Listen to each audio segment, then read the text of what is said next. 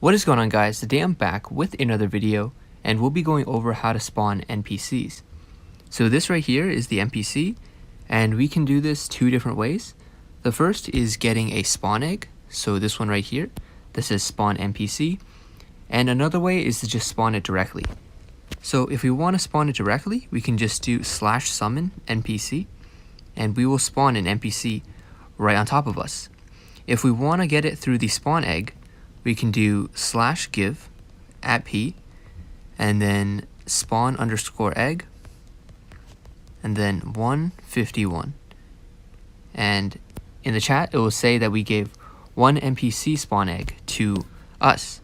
And as you can see in our inventory, we now have two, one from earlier and one that we just got. So if we place this down, we get the NPC.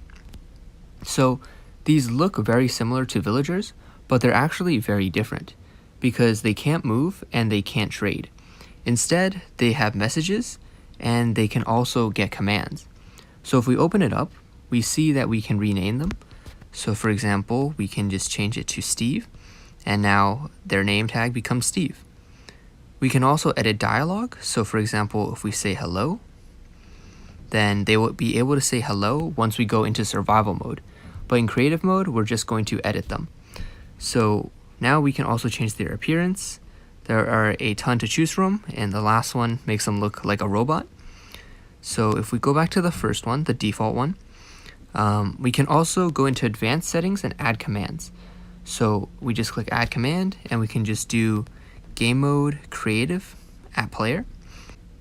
And then we're going to turn on button mode so that when we go into survival, there will be a button option. So just to clear things up, you can only edit them in creative mode and you can only use them in survival mode. So now we're just going to go into survival and we're going to hold on the talk button, and as you can see, they say hello. And there's also a button from earlier that updates our game mode to creative because that's the command we inputted earlier. Also, you can name the buttons. So if we go back to advanced settings, there's a line under button mode and we can just type in creative. And now when we go back to survival mode and click on the button, it will now be labeled with creative.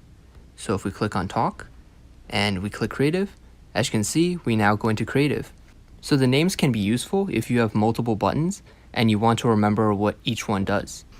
Also, it's important to note that you don't want to click on them or tap on them because then they will disappear. However, it is okay to click on them in survival because then they won't disappear.